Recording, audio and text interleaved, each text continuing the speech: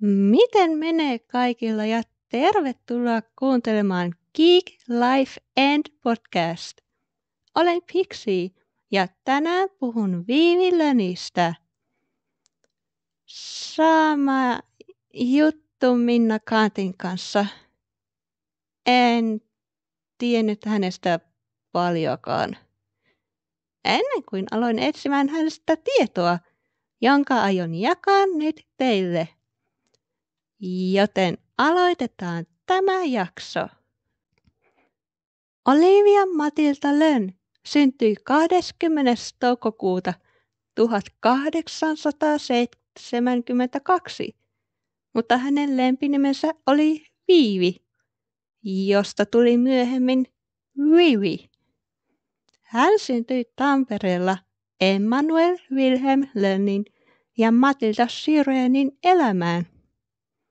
Emmanuel oli panimomestari, kun taas Matilda oli palvelustyttö, mutta myöhemmin hänestä tuli kotiäiti, koska perhe kasvoi. Vanhin lapsi oli Fredrik Wilhelm, joka itse asiassa antoi siskolleen lempinimen. Ja Viivin jälkeen syntyi vielä 3 lasta. Olivia, Emil Arvid ja Aina Maria.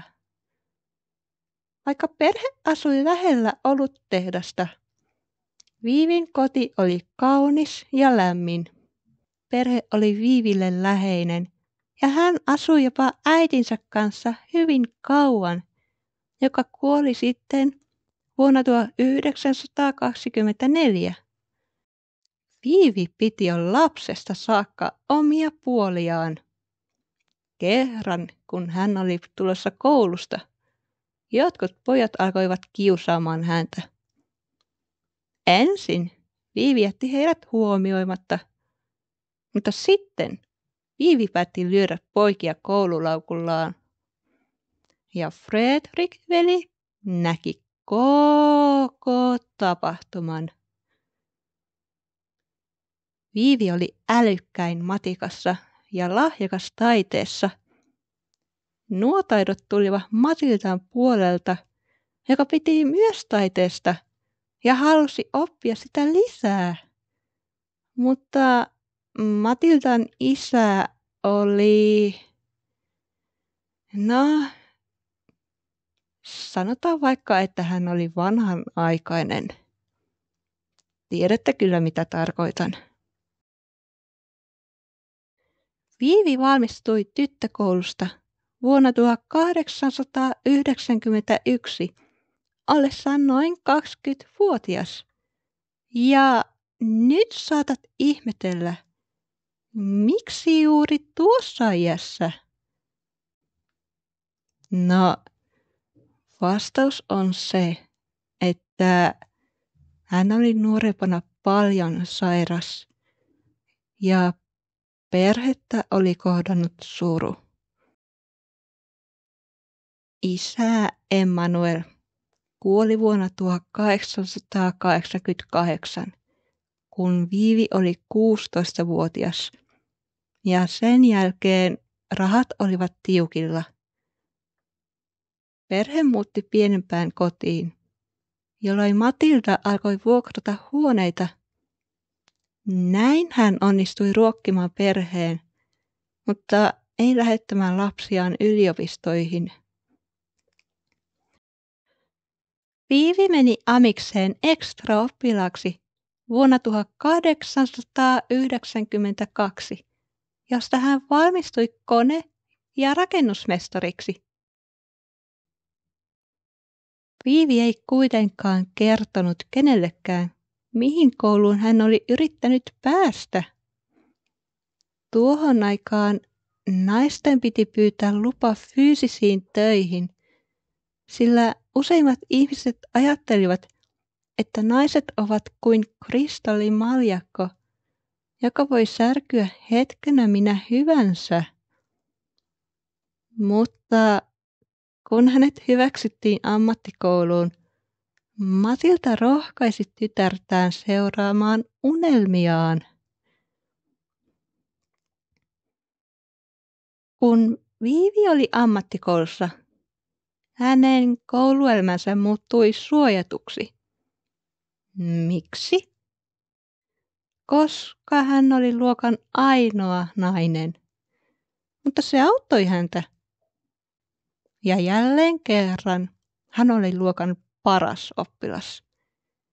Joo, jotkut pojat vähän kiusoittelivat häntä, mutta ei vakavasti. Viivin rehtori, arkkitehti Georg Church, näki, että Viivistä tulee erittäin hyvä arkkitehti ja ehdotti häntä menemään Helsinkiin, jonne hänet hyväksyttiin syksyllä 1893 lisäopiskelijaksi. Mutta täysopiskelijaksi hän ei päässyt, koska hän ei omistanut lukion tai yliopiston papereita. Vuonna 1896 hän valmistui arkkitehdiksi.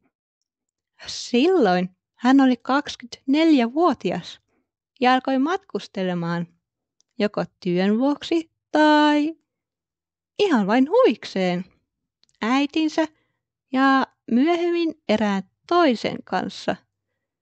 Ja tämä henkilö oli hänelle erittäin läheinen. Nyt saatat ajatella, että Viivi ei laittanut käsiään sementtiin. No, arvaa mitä?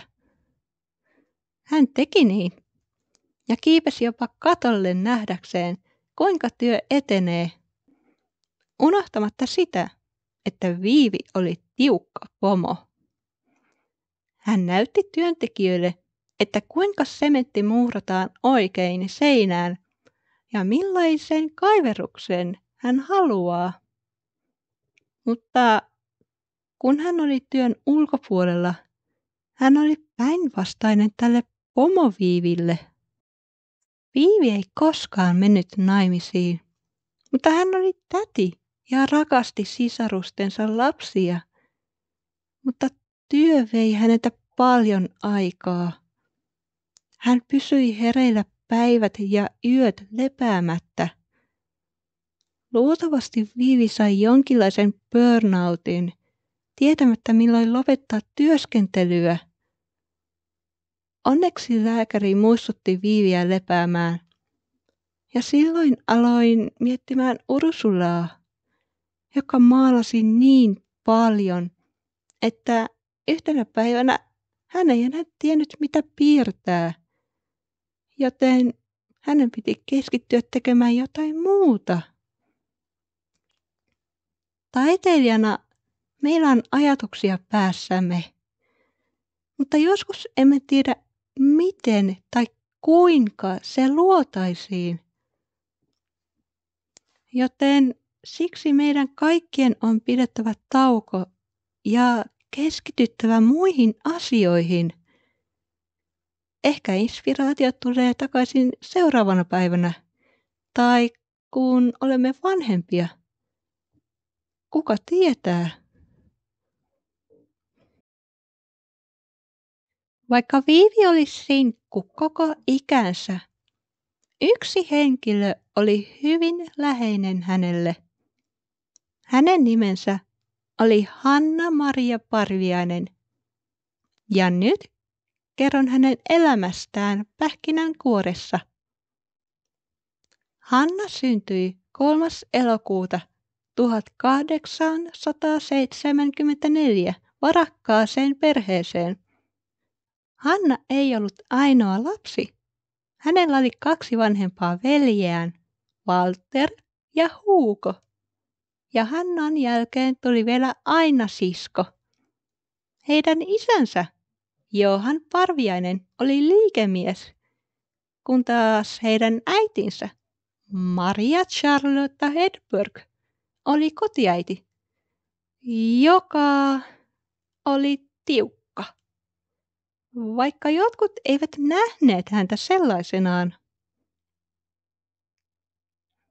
Anna kävi Jyväskylän tyttökoulun ja valmistui sieltä vuonna 1891, jonka jälkeen hän opiskeli vielä vuoden sisäoppilaitoksessa Genevessä, Sveitsissä. Vaikka Hannalla oli germofobia, hän piti kalastuksesta, eläimistä ja pyöräilystä. Pelko johtui kulkutaudesta ja sairauksista, johon aina sisko kuoli tulirokkoon 12-vuotiaana. Mutta tapahtui niitä hyviä asioita myös, kuten se, että Viivi ja Hanna matkustelivat paljon ja asuivat myös jonkin aikaa yhdessä, omistaen puutarhan. Kertoisin mielelläni lisää Hannan elämästä, mutta uskon, että nyt on aika kertoa yhdestä Viivin tärkeimmistä rakennuksista. Se on paloasema, joka rakennettiin vuonna 1908, johon hän osallistui nimettömänä kilpailijana.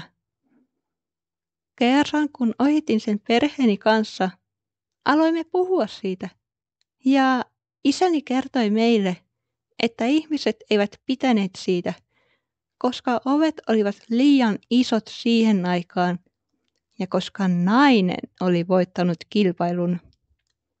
Mutta arvatkaa, ketkä olivat äänestäneet Viivin paloasemaa. No, hänen ikäisensä ihmiset.